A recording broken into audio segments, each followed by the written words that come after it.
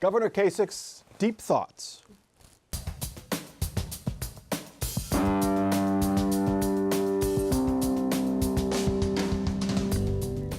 Joining us on Columbus on the Record this week, Karen Kasler, State House Bureau Chief for Ohio Public Radio and TV. Darrell Rowland, Public Affairs Editor for the Columbus Dispatch. Sam Gresham of Common Cause Ohio. And Shannon Jones, former state legislator. This year, the governor's State of the State address was more of a discussion about John Kasich's state of mind. Short on policy initiatives, long on human aspiration, Governor Kasich laid out his vision for Ohio and the nation. Kasich said we have to have more moral leadership. Government and society should look out for the poor and the mentally ill and the less fortunate and those addicted to drugs. And there's so much more to do. You know, education, workforce, addiction, infant mortality, poverty. We just can't get it all. We can't get it all right. But I believe that because we have been faithful to practicing these values that I have talked about earlier, I believe the state of Ohio is stronger today than it's been in a generation. We are proud to be Ohioans. We are more hopeful. We are more united. And we have set a course for others to follow. Ohio is back. And Ohio is strong again, ladies and gentlemen. Darrell, and you've watched a lot of these. How does this one compare? Years from now, when people want to know what made John Kasich stand out, you know, they say daddy, granddaddy, whatever. It's like, I've got this speech for you from 2018. Just watch. You know, you're right. I've heard everyone, of course, of this governor, the past three governors, actually. This was the most unique, and I don't think there's even a close second here. Hey, John Kasich is 65. He's at the end of his term, pretty much. He's been on the national scene for the past 3 years. He's going to be an empty nester in just a few months. Both girls gone off out of state to college. I guess it's time to maybe sit back and say, gather around the campfire here. We'll show you a hurricane. And it's, you know, I guess we make light of it, but this is, I don't think anyone thought, not a person in that room thought he was faking it. This is John Kasich. This is the real guy. He has, you know, policy issues that come from someplace. And it's one of the reasons it's hard to pin him down as a hardcore Republican, or is he more independent? Is it stream of consciousness? Where's it coming from? Yeah, Karen, none of what he said, we've heard it all before. In some including shape or specific form. lines we've heard before. But, I mean, a last State of the State address is never going to be heavy in policy because the person's a lame duck. Well, and especially when you've got John Kasich, who is going up against a legislature that has not necessarily been embracing his ideas as of late. But I think what was interesting in this speech was it really seemed like it was a lot about John Kasich and not about the state of Ohio. And he talked a lot about, you know, the whole philosophy section, the whole section where you felt like it was a sermon, and his lines at the end about not seeing the finish line. It was so far away he couldn't see it. A lot of people would disagree that that's exactly the way that he sees it. But he talked a lot about himself and his ideas and how he came to these things that he felt he had accomplished. And of course, a lot of people are now looking at this as saying it was about him and his future, where he's going to go. He certainly set him up as somebody who is very different from, say, Donald Trump. I don't know that it was an accident that he spent a lot of time talking about moral things and talking about things in education that you would learn in higher learning, you know. He would fit in Common Cause very well. I like this Kasich. I do. I like his philosophy. I like his approach. I also like his presentation is better. In the early days, he was really starchy. Now he's loose. He hits the table. He does it. He's just more. It was 45 minutes instead of an hour and a half. Right. No, the first one was an hour and a half, right? Yeah. The second one was definitely, it was well over 80 minutes. Yeah. But when you start talking about going back and looking at his old speeches, I mean, he was a lot more confrontational. Think about that first one. Yeah. And I know Shannon Jones will remember the first one. Senate Bill 5 was on the horizon. There were protesters. It was loud. It was angry that whole day. I think that there was a totally different John Kasich who was speaking then than was speaking I agree. Why not, Shannon, have some policy elements, strong policy pushes in the speech? The gun control things that he had just announced the week before. It was mentioned, but it wasn't pushed. Look, I mean, I think everybody is sort of asking themselves that question. I mean, nobody expects in the last state of the state that it's going to be super policy heavy. Everybody understands this is sort of the culmination of 8 years of work. But I think a lot of us were asking, you know, where's the there? And certainly that lends itself to the speculation that this is really about what's in the future. I'm not sure it's empty nesting that they really have in their future.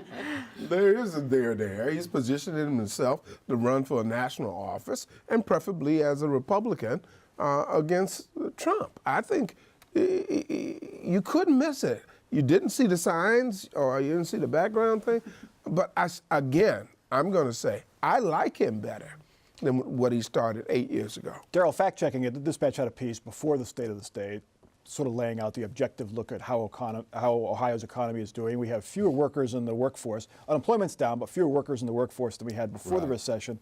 Is it as rosy as he made it sound? It's never as rosy as the governor makes it sound. Well, I was going to say, that's pretty much a given, right? Well, and actually, Mike, there's new numbers out just hours before we're recording this that show the numbers for last year, which were being cited. You know, they were fairly modest, but were like only a third of what they were. 12,500 jobs gained in all of Ohio. Try this on for an amazing fact. The way I understand the numbers is the last 2 years of the Kasich administration, in other words, his 6th and 7th year in office, the job creation numbers are both worse than the last year of Ted Strickland's. Ted Strickland, of course, the whipping boy of the Republican Party for many years for all those job losses during the Great Recession nationwide. John Kasich's numbers are worse than when Ted Strickland left office. And also on the fact-checking point, one of the few things he did talk about in terms of facts was the opioid crisis.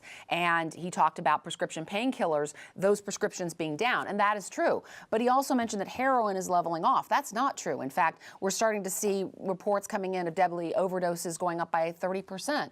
So, you know, when he starts talking about positioning himself for a longer haul kind of run somewhere, if he's talking about Ohio being back and stronger than ever, well, you have to check at some of these facts and make sure that that's actually what the truth is. All right. The Democrats who want to succeed John Kasich joined in that less rosy view of the state of the state in a debate in Toledo this week. Richard Cordray, Dennis Kucinich, Bill O'Neill, and Joe Schiavone jabbed at each other during the debate. O'Neill called Cordray Prince Richard because he has the establishment support. Cordray blasted O'Neill for his Facebook post bragging of having sex with 50 women. Dennis Kucinich took heat for interviewing Syrian President Bashar al-Assad. And Joe Schiavone pushed his working class roots. One issue that does separate them is guns and what to do with assault weapons. We have to tighten our gun laws and keep guns out of the hands of criminals, the mentally ill, domestic abusers. I have called for a statewide ban on assault weapons. I am proposing that any AR-15 in Ohio will be required to have a permit issued by your local chief of police. We need to make sure we close the gun show loophole, mental health background checks, and have a national conversation about an assault weapons ban. Karen Kasler, that is an issue that separates them at least a little. A little. Who swayed Democratic primary voters in that debate? That's a really good question. I mean, primary voters tend to be more extreme on both sides. And so I think the one that everybody's looking at right now is Richard Cordray. Because when he ran in 2010 for re-election as Attorney General, he was endorsed by the NRA. And things change over time. Changes of heart do happen. But he has been kind of assailed by, in this particular debate, by Bill O'Neill, but in the City Club of Cleveland speech that Dennis Kucinich gave, he really went after Cordray for this Second Amendment support. And I think Cordray does need to explain a little bit. He does have a gun plan, and he's explained it, but the evolution of how he got to that point. I mean, you've got Dennis Kucinich really going strong on this assault weapons ban, which Bill O'Neill says is probably unconstitutional, but he's got his own proposal, and you mentioned Joe Schiavone as well. I think the issue of guns is going to be a big deal for Democratic voters, and Richard Cordray is really kind of in the middle of it. Well, I think that's really interesting because guns have never really been a deciding voting issue in a Democrat primary. So you might be right, the time is changing, but I don't think that we know that for certain yet. Certainly in the Republican primary, I think arguably that's been much stronger of an issue for primary voters. But I'm not convinced yet it's necessarily going to be a deciding factor in the Democrat primary. And it depends on which Democratic voters show up. If indeed 40% of primary voters do come from Northeast Ohio, then you're right. But if you do get rural Democratic voters coming out and voters who are concerned about it and come out specifically for that. But yeah, I do wonder, in the climate that we're in right now, is it going to play a role? Sam, guns was an issue with Ted Strickland. And especially in Northeast Ohio, especially among African-American voters. That's right. Is Cordray, is he in danger of having the same path? They were both on the same ticket, and they both lost by 2 percentage points or thereabouts. Their biggest problem is Cuyahoga County and the Northeast of Carolina in the primary. That's their problem. They have yet to relate to that community in such a way. And that community is going through, the African-American community in Cuyahoga County, it's going through a leadership change. People have died, things have moved, been rearranged. So you have to figure out what the lay of the land is and then make those relationships. He cannot win without Northeast Ohio or Cuyahoga County. Now, he's going to get Franklin. He's going to get Hamilton. He's going to get Montgomery. But he has to have a good turnout up Northeast for him to be the next. Where Dennis Kucinich is very well known and where Bill O'Neill actually is from. That's true. Speaking of Bill O'Neill, he is your pro-marijuana, anti-abortion Democrat. Darrell, have you seen one of those before? Dennis Kucinich actually used to be that back in the 90s, I believe. Yeah. Not lately, though. Not lately. Well, I mean, you trace the abortion issue back. I mean, Teddy Kennedy was supposedly pro-life, before Roe versus Wade, but it's become so polarized where the R's are pro-life, the D's are pro-choice. And there's even been some Democrats who say, on one side, you have party chairmen, chairwomen say, we want a big tent in the party, so all you pro-lifers, all you pro-choicers, here's what the party feels, we welcome you all. But the purists say, no, we don't want them. You must be, in the Democrat case with former Justice O'Neill, if you're not pro-choice, you can't be a viable Democratic candidate statewide. So is he truly has this position, especially on abortion, or is he just trying to carve himself out as a niche candidate, trying to give himself, be the alternative, the Bernie Sanders, so to speak, of the? Well, I think kind of both are true. He's clearly portraying himself as a niche candidate. It's just an interesting collection of niches. What niche it is. It just doesn't exist any longer. I mean, look, I'm from Southwest Ohio, so to the extent that there were pro-life Democrats, decades ago, they heralded Jerry Lubbers, exactly. Driehaus's, they herald from that part of the state, and they, for all intents and purposes, just don't exist any longer. And to your point, it's just gotten to be such a polarizing issue. Maybe there's tens of them. I think with Bill O'Neill in this particular debate, though, I think his attack on Cordray might have been a little bit of a surprise because I think people expected this to be the Dennis Kucinich and Richard Cordray battle. And especially after that City Club of Cleveland speech in which Kucinich really went after Cordray. Well, here, everything was coming at Cordray from Bill O'Neill, it seemed like, Prince Richard, and he's the anointed one. And so it really, I think, put Cordray a little bit on the defensive that he had to take these attacks. But I think Bill O'Neill and Dennis Kucinich really do agree on a lot of things. In fact, Bill O'Neill even said that. So I think it's almost kind of like a double team in a way. Same. At one point, Bill O'Neill said, I'm not going to run if Richard Cordray runs. That's what he said. What happened? He changed his mind. Well, it was the marijuana issue. It was absolutely the marijuana issue. And because I talked to Bill O'Neill last week for our TV show, The State of Ohio, and he's explained that. The night before Richard Cordray announced, Bill O'Neill said he talked to him and said, if you can't do this, I'll stay in. Interesting. All right. President Trump's planned steel tariffs have made for some strange political pairings. Trump this week imposed a 25% tariff on foreign steel and a 10% tariff on foreign aluminum, with exceptions for Canada and Mexico. The American steel and aluminum industry has been ravaged by aggressive foreign trade practices. It's really an assault on our country. It's been an assault. The actions we're taking today are not a matter of choice. They're a matter of necessity for our security. Senator Sherrod Brown, not a fan of Donald Trump, largely backs the tariffs. The Democrat tweeting that if we fail to stand up for steel jobs today, China will come after other jobs up and down the supply chain tomorrow.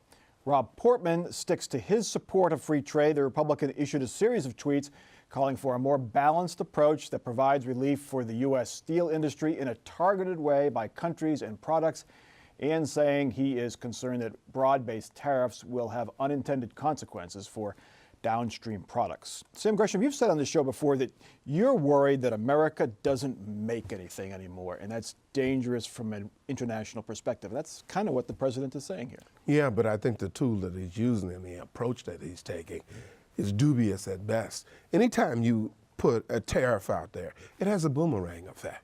That is, okay, you put a tariff on this, I put a tariff on that, you put a tariff on this, they put a tariff on that. There is going to be retaliation if you go ahead with this. But fundamentally, the process of decision making was horrible. It's like he shot from his hip. Nobody in Europe knew what he was doing. Our friends in Canada, they hadn't had any discussion with him. They're like, whoa, what's going on? Well, he did promise it.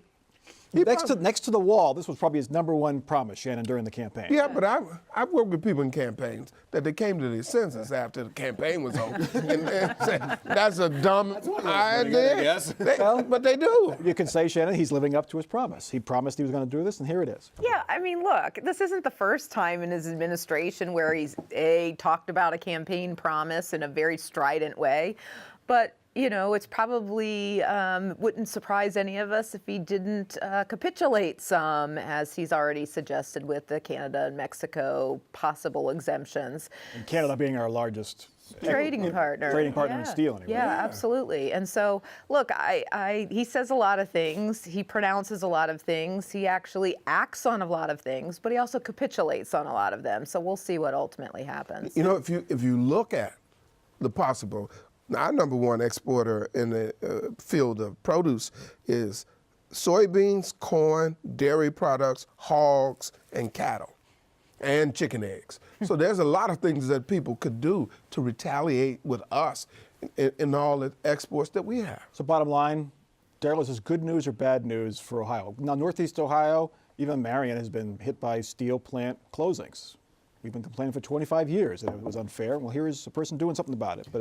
Well, this is clearly a mixed bag for Ohio, but the political equation is very interesting as you let off this segment. It's like, as Trump campaigned, you know, a lot of us thought, we've heard that from Sherrod Brown, we've heard that from Tim Ryan, we've heard that from Marcy Kaptur.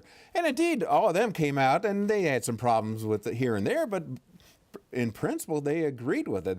They view that as being good for Ohio, for Ohio's working people. Others say, with Honda here in Central Ohio, as Sam mentioned, the agricultural exports, it will be a net loss. You know, Ohio has all the eggs in this basket. I don't know how many are exported, but they're all starting out in one basket here. So we're going to see. Ohio's going to be an interesting test case if this goes through. Well, the stats that I'm looking at show about 11,400 workers in Ohio that are directly related to the steel and aluminum production industry. But then you start looking at people who are employed by industries that use steel and aluminum. We're talking more than 410,000. Yeah. So there's potentially a really larger impact on the people who work in industries related to that, as opposed to just the steel workers and the aluminum workers. No one wins a tariff war. Everybody loses because they have to spread it around. I have to hurt you if you hurt me over here. And it gets out of hand. I'm really worried about the commodities. But free trade hasn't worked out for a lot of people either. No. The past 2.5 I don't know what free trade means anymore. Yeah. Okay, I do what I want and you do what I want you to do. Is that really free trade? I don't think so. All right, our last topic. Some Democratic lawmakers say recent training has not done enough to prevent sexual harassment at the State House. They have filed a bill that aims to establish clear policies that define sexual harassment and discrimination. The bill would also establish a clear process for reporting inappropriate incidents. Shannon Jones, you worked at the State House. Does prevention have to be codified in state law? Policies to prevent inappropriate behavior have to be codified? Well, I don't think it has to be codified, but I think it has to be clear. And I think this is an attempt to really clearly state out what the expectations are and what the ramifications are. And so I think that that's good discussion to have. I mean, I've introduced lots of bills in my career that even if I got them passed, didn't look exactly like they did when I introduced them. But I think it's an important conversation. I think that it appears that there is some willing bipartisan support for that conversation. So we'll see what comes from it. The one big provision that caught my eye, I think, is that complaints would become public if violations are found. Now, the woman's name would be redacted and kept secret, if it's a woman. Is that a good thing? No more of these secret deals, so to speak. I mean, I think people were appalled when they learned that the United States House of Representatives had this, sham going on, that essentially taxpayers were paying off potential lawsuits to make these things go away. And so I think, look, we've got to err on the side of transparency to say we have a clear expectation of what's in the workplace, and that, there's not going to be any, side deals going on. So, look, I think that's a good discussion and clearly a needed discussion. I hope we can keep it that way. If you use civil rights as an example, there was a lot of energy in the beginning, 64, 65. Then there was a nibbling on the edges. Courts would do this, legislators would do this, and all the strength of that legislation has been diluted. I think, in principle, these people don't want to do it. Just like civil rights, they don't want to do it. They want it to stay the way it is, unless you put a whole lot of pressure on them and get through the backlash, because there's always a backlash. Then you can do something. But that's the sequence that we go through. Well, and right now, what's needed with this is Republican support. I mean, there's no bipartisan support for right now. I mean, Charleta Tavares, she wrote a letter last year where she said that sexual harassment training wasn't enough, and the only people to sign it were Democratic women lawmakers and their staffs. There were no Republican women who joined in that. So I'm interested to see if there's going to be Republicans who are going to join in and say, hey, we need to deal with this climate because it's not getting better, or at least appreciably better. Were there women at this? Were there men at this news conference, or was it all Democratic women? I wasn't there. Well, I didn't see the news conference, but I did read in the newspaper that Speaker Rosenberger made some pretty favorable comments about, affirming the kind of conversation that was being had. He even went so far to say that there were some reasonable things in the bill. I mean, to me, that's the start of a bipartisan conversation. That's exactly. Is that just a moment, or is that real? Time will tell. Well, and what sticks with me is, we had the incidents last summer that became public, and then they had the training, and then within days we have these crude, vulgar incidents. Right. A male member of the House, a male member of the Senate, at this going away party. It's like, you just had this training. You just were instructed in all of this, and now you're out doing this stupid stuff yet again. And so not to mention it's all over the news. Well, yeah. So what what's going to get through to these folks? And I think that's kind of the frustration that the former Senator Jones talks about. That how much teeth do you need in this thing to make it real? We're going to get to off the record parting shots. Shannon Jones, you're up first. I think we've spent a lot of time talking about the governor's race, and I think most of Ohioans don't care because they haven't thought about it at all. And so as much as we are going to keep waxing eloquent, I think it's going to be a pretty narrow group of people who are going to be deciding the election. Sam. Something happened in City Council the other day that has stayed under the covers. The minority business or equity and inclusion staff was totally wiped out. And the concern in the African-American community, yes, you have a new vision, but you don't have capable staff. The other part about that is the signal that it sent about caring about people. So wiping out the whole staff and starting all over, it's not a good idea. Daryl.